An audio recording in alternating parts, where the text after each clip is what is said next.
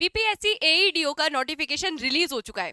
तो जितनी भी कंफ्यूजन बनी हुई है आपको सारी सिलेक्शन प्रोसेस को लेकर, तो उसी सभी कंफ्यूजन पर आज मैं लगाने वाली हूँ फुल स्टॉप, क्योंकि सिलेक्शन अगर पाना है तो प्रोसेस क्लियर होना बहुत जरूरी है।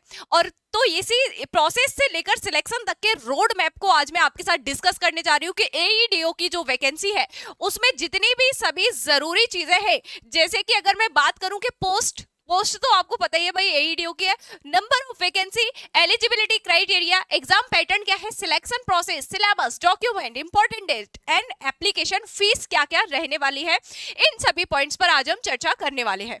तो चलिए without wasting any time let's start our session, today session. Okay, तो सबसे पहले अगर मैं बात करूं कि टोटल नंबर ऑफ पोस्ट यहां पर जो देखने को मिल जाएंगी वो आपको मिल जाएंगी 935, जिनमें से भाई आपके रिजर्व्ड कुछ सीट्स हैं, कुछ अनरिजर्व्ड सीट्स भी। अगर मैं अनारक्षित वर्ग की बात करूं तो 374 कुल पद यहां पर रहने वाले हैं। ठीक है जी, इसके अलावा ये सारी आपकी क्या है, ये सारी आपकी रिजर्व्ड वगैरह की सीट्स है। ठीक है, अगर मैं बात करूं important dates and application fees की, तो यहां पर जो एप्लीकेशन फीस है महज 100 रुपए रहने वाला है। एप्लीकेशन जो फी है महज 100 रुपए रहने वाली है, लेकिन अगर आपका आधार कार्ड लिंक नहीं है तो बायोमेट्रिक फी के रूप में आपको 200 रुपए देने पड़ेंगे। ठीक है जी, चाहे किसी भी कैटेगरी से हो। अगर आगे मैं बात करूं, एप्लीकेशन जो स्टार्ट हो रहा है आपका 27 अगस्त से जो है आपकी फॉर्म फिलिंग स्टार्ट हो जाने वाली है, जो कि आपकी चलेगी 26 सितंबर तक। तो जल्दी जल्दी अभी से फॉर्म फिल करना शुरू कर दीजिएगा, क्योंकि लास्ट डेट आते आते होता क्या है, सर्वर वगैरह क्रैश होने लगते हैं, कोई ना कोई फॉल्ट आने लगता है। और यहाँ पर एक पॉइंट मैं आप लोगों को और क्लियर कर देती हूँ, जैसे कि फॉर्म फिलिंग में आपसे कोई मिस्टेक हो जाती है तो विद इन 1 वीक आप अपने फॉर्म को कैंसिल करा के दोबारा से रीफिल कर सकते हैं। अब जब आप अपना फॉर्म कैंसिल कराएंगे तो आपने जो फी उनको सबमिट कर दी होगी वो आपकी वापस बिल्कुल नहीं मिलेगी। ठीक है जी, तो बी केयरफुल, हर एक चीज को बड़े ही ध्यान से तसल्ली से जाकर कीजिएगा, हड़बड़ाने की जरूरत नहीं है। यहाँ पर मैं आपको बताऊंगी कौन कौन से डॉक्यूमेंट्स इंपॉर्टेंट है। उससे पहले हम सारा रोड मैप एक बार क्लियर कर लेते हैं कि सिलेक्शन प्रोसेस क्या है, एग्जाम का जो पैटर्न है वो सब चीज क्या है। देन हम लास्ट में चलेंगे अपना किस पे, लास्ट में चलेंगे कि डॉक्यूमेंट्स आपको कौन कौन से लेके जाने हैं। देखिए, अगर मैं पोस्ट की बात करूं तो असिस्टेंट एजुकेशन डेवलपमेंट ऑफिसर यानी कि एईडीओ की शिक्षा अधिकारी की आपकी पोस्ट है। ठीक है, सहायक शिक्षा अधिकारी की, सहायक शिक्षा विकास अधिकारी। ठीक है, इसकी जो रिक्रूटिंग ऑर्गेनाइजेशन है यानी कि एग्जाम कंडक्टिंग बॉडी का नाम है BPSC, Bihar public service commission. ठीक है, नंबर ऑफ वैकेंसी आप सभी को पता चल चुकी थी ऑलरेडी। अब अगर मैं बात करूं सिलेक्शन प्रोसेस की, तो सिलेक्शन प्रोसेस में आपका रिटन एग्जाम होगा, देन डॉक्यूमेंट वेरिफिकेशन, देन आपकी फाइनल जो मेरिट बनेगी उसी के आधार पर आपका जो है ज्वाइनिंग दिया जाएगा। क्लियर? आगे देखिए, एग्जाम पैटर्न पर चर्चा कर लेते हैं। देखिए, क्वेश्चन जो होंगे आपके ऑब्जेक्टिव टाइप होंगे, यानी कि एक क्वेश्चन आपको गिवन होगा जिसके 4 ऑप्शंस गिवन होंगे, जिनमें से आपको चूज करना होगा। डिस्क्रिप्टिव यानी कि रिटन जो है आपका फॉर्मेट एग्जाम का नहीं रहने वाला। देन अगर मैं बात करूं पेपर कौन कौन से होंगे, तो यहां पर आपका जनरल इंग्लिश और हिंदी यानी कि लैंग्वेजेस वाले पेपर रहेंगे, जिनमें से उसके बारे में नंबर ऑफ वेटेज जो रख रहे हैं वो लोग वेटेज, उनके बारे में हम अभी थोड़ी देर में चर्चा करेंगे। फिलहाल आप ये जान लीजिए कि कौन कौन से पेपर होने हैं। 3 एग्जामिनेशंस आपके होंगे। First one is general language, second one is general studies यानी कि आपके सामान्य अध्ययन का, and the last one is general aptitude यानी कि सामान्य अभियोग्यता, जिसमें आपका मैथ्स और रीजनिंग इंक्लूडेड है।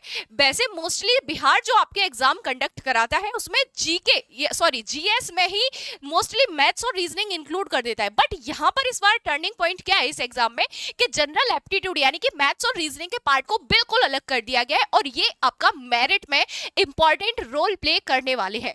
अगर मैं बात करूं लैंग्वेजेस का जो पेपर होगा इंग्लिश और हिंदी का, जिसमें 70 नंबर की हिंदी रहने वाली है, 30 नंबर का इंग्लिश। दोनों ही जो आपके एग्जाम है क्वालिफाइंग नेचर के हैं, यानी कि 70 नंबर का 30% और 30 नंबर का भी 30%, दोनों को ही क्वालिफाई आपको करना पड़ेगा, दोनों ही 30-30% मार्क्स लाके क्वालिफाई होंगे, तभी आप दूसरा एग्जाम देने के लिए एलिजिबल रहेंगे। अगर मैं बात करूं इस प्रकार से, ये वाला जो टोटल एग्जाम है 100 मार्क्स का हो जाएगा। सेम आपका जनरल स्टडीज का एग्जाम भी 100 मार्क्स का रहेगा। अगर मैं बात करूं जनरल एप्टीट्यूड, तो ये भी आपका 100 मार्क्स का रहेगा। अगर मैं बात करती हूँ मेरिट की, तो इसका कोई रोल नहीं है मेरिट में, ये सिर्फ क्वालिफाइंग नेचर का आपका एग्जाम है। मेरिट में रोल प्ले करेंगे जीएस और जीए, ठीक है। इसके बाद अगर मैं बात करूं मैक्सिमम मार्क्स की, तो 100 नंबर का प्रत्येक पेपर होगा, जैसे कि अभी मैंने बताया, और टाइम जो है 2 घंटे का समय रहेगा हर एक पेपर को हल करने के लिए। क्लियर?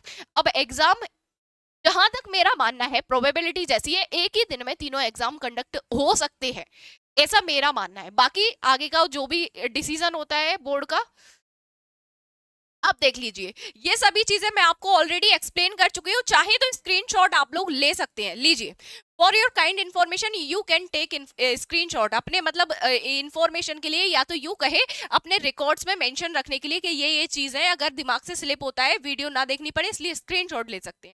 ठीक है जी, आगे चलते हैं। अब यहां पर सेम वही बात, ये आपके ऑफिशियल नोटिफिकेशन, भाई ऑफिशियल नोटिफिकेशन की कटिंग्स इसलिए मैं लेकर आई हूं ताकि आपको ये जो मैं सारा डेटा शो कर रही हूँ, रिप्रेजेंट कर रही हूँ, तो आपको इस पर पूरा यकीन रहे कि हाँ मैम जो लाई है ऑथेंटिक डेटा है, कहीं इधर उधर से नहीं लेके आई। ठीक है, तो ये सभी चीजें आपकी इसमें भी मेंशन है। अब यहाँ क्या लिखा है कि प्रत्येक प्रश्न 1 अंक का 1 अंक निर्धारित है, यानी कि एक क्वेश्चन 1 नंबर का होगा। लेकिन लेकिन लेकिन ट्विस्ट ये है कि 1/3 की माइनस मार्किंग है।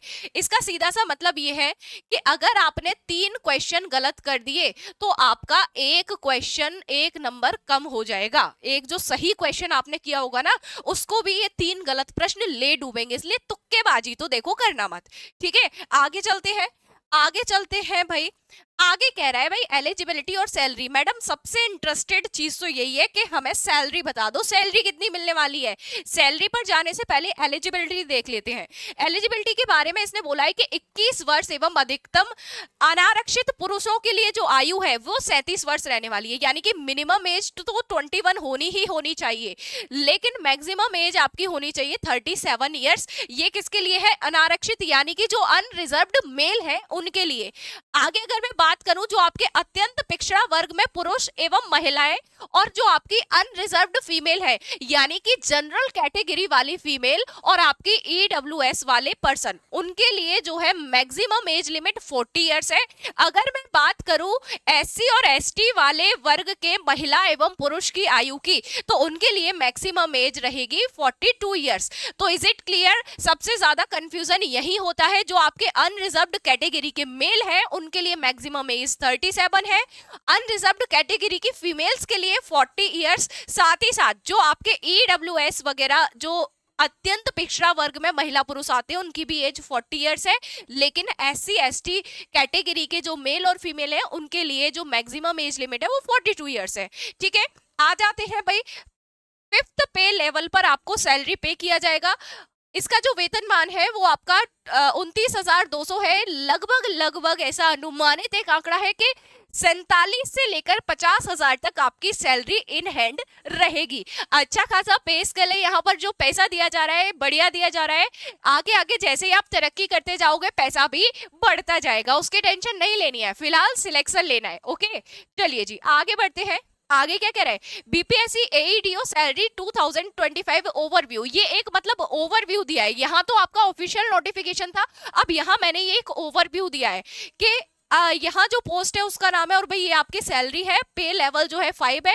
इन हैंड जो आपकी सैलरी रहेगी 47 से 50 के बीच आपकी हो सकती है। ठीक है, पैसा जो आपको मिलेगा वो 47 से 50 के बीच आपका टीए, एचआर, जो भी सारे होम अलाउंसेस वगैरह बनते हैं, ट्रेवलिंग अलाउंसेस वगैरह बनते हैं, उन सबको जोड़कर आपको इतना पैसा हाथ में दे दिया जाएगा। ठीक है, डॉक्यूमेंट्स सबसे मोस्ट इंपॉर्टेंट चीज भैया, ये डॉक्यूमेंट्स आपको लेके जाने हैं। मैट्रिक का प्रमाण पत्र, जन्म तिथि यानी कि 10th की मार्कशीट आपको चाहिए होगी।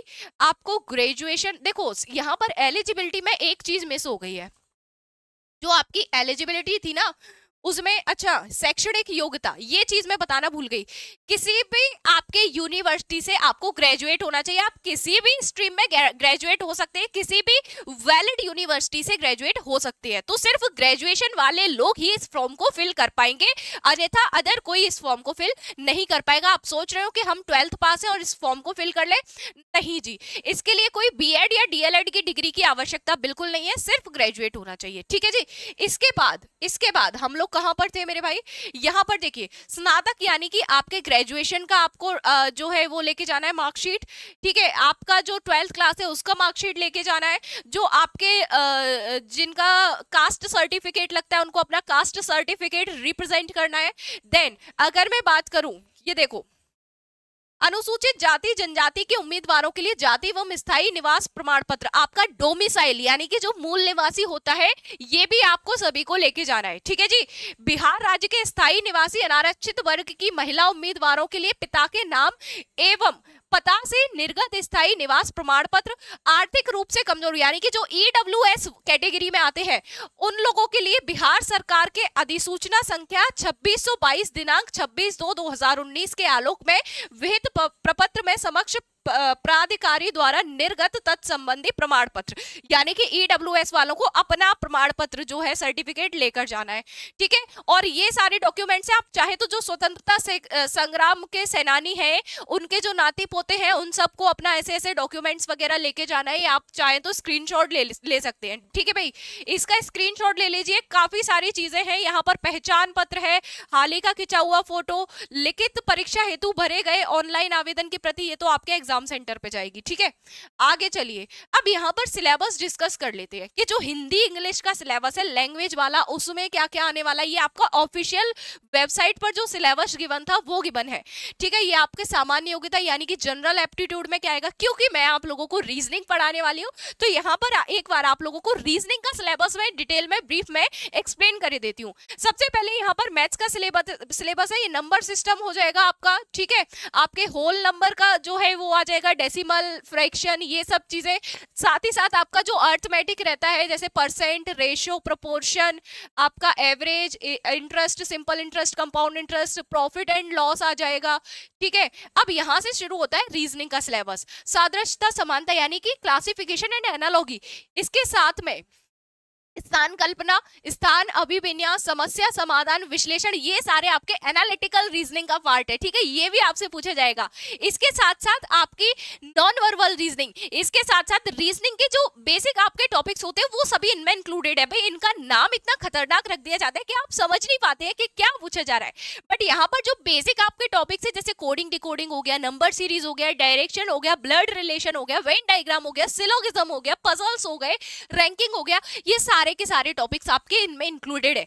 तो अगर आप सिलेबस का स्क्रीनशॉट लेना चाहते हैं तो स्क्रीनशॉट ले लीजिए। बाकी ये मैंने ऐसे इस तरीके से कैटेगराइज करके भी आपके लिए प्रेजेंट किया है ताकि आपको समझने में आसानी हो, ठीक है। तो स्क्रीनशॉट लेते हुए चलिए, ये सारा आपका सिलेबस है, ये आपका जनरल स्टडीज का सिलेबस है, ये आपके जनरल एप्टीट्यूड का सिलेबस है। इसमें यहाँ पर रीजनिंग को मैंने इस तरीके से कैटेगराइज कर दिया, जैसे कि आपकी लॉजिकल रीजनिंग, इसके बाद आपका नॉन वर्बल रीजनिंग, और इसमें एक और ऐड कर लीजिए एनालिटिकल रीजनिंग, ठीक है। ये सारा पार्ट आपका रहने वाला है।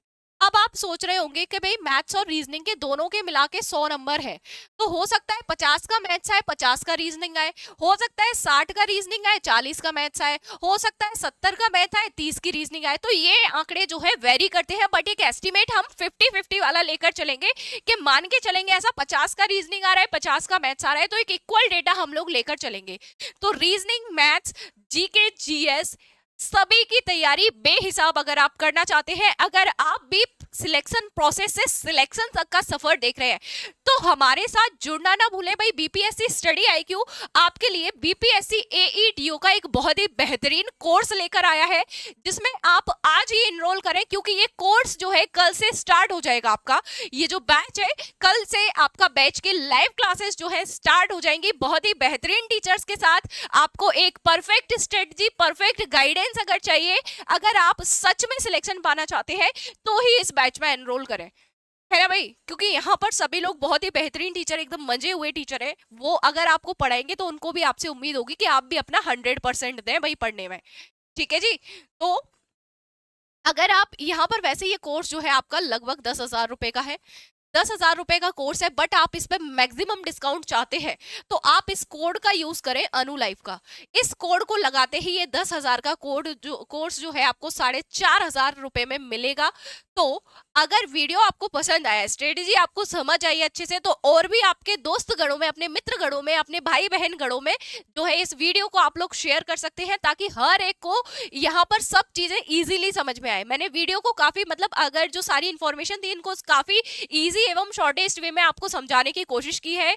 तो वीडियो अगर पसंद आया तो वीडियो को लाइक करना ना भूले, चैनल को सब्सक्राइब करना ना भूले और वीडियो को शेयर करना ना भूले। और साथ ही साथ कल से आपकी लाइव क्लासेस स्टार्ट होने जा रही हैं, तो बैच को परचेज करने के लिए आप लोग वेबसाइट पर जाइएगा। यहाँ पर मैं आप लोगों को एक बार बता देती हूँ कि आपको सबसे पहले क्या करना है, स्टडी IQ की ऑफिशियल वेबसाइट पर जाना है।